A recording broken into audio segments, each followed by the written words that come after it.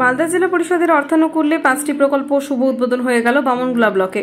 শনিবার সকালে বামনগোলা ব্লকের মদনাবতী অঞ্চলের অন্তর্গত পথশ্রী প্রকল্পে ঢালাই রাস্তা শুভ উদ্বোধন করা হয়। জানা গেছে, মালদা জেলার পরিষদের অর্থানুকূল্যে প্রায় 22,67,000 টাকা বরাদ্দে বামনগোলা ব্লকের মদনাবতী অঞ্চলের অন্তর্গত বটতলা হইতে মুরালিপাড়া মসজিদ পর্যন্ত ঢালাই রাস্তার শুভ সূচনা হয়।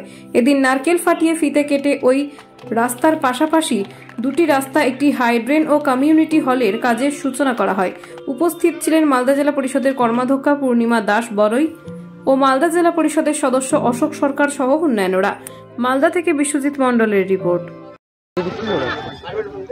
নমস্কার।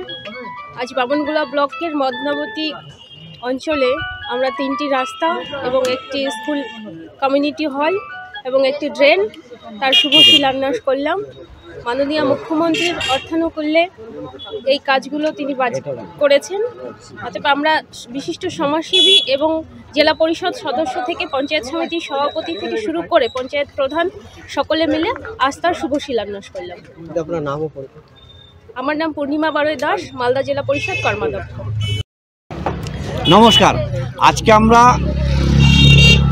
আমাদের বামনগোলা ব্লকের মদনাবতী অঞ্চলে 3টা রাস্তা, একটা কমিউনিটি হল এবং একটি হাইড্রেন, এই 5খানা মালদা জেলা পরিষদের অর্থানুকূলে 5খানা আমাদের মাননীয় মুখ্যমন্ত্রী মমতা বন্দ্যোপাধ্যায়ের উন্নয়ন যজ্ঞের যে প্রকল্প, 3টি রাস্তা 3 কিলোমিটার, কমিউনিটি হল এবং হাইড্রেন। আজকে আমরা মদনাবতী জনগণের উদ্দেশ্যে, সামনে নির্বাচন, তাই নির্বাচনের বিধিতে অনেক সময় কাজের বিলম্ব ঘটে।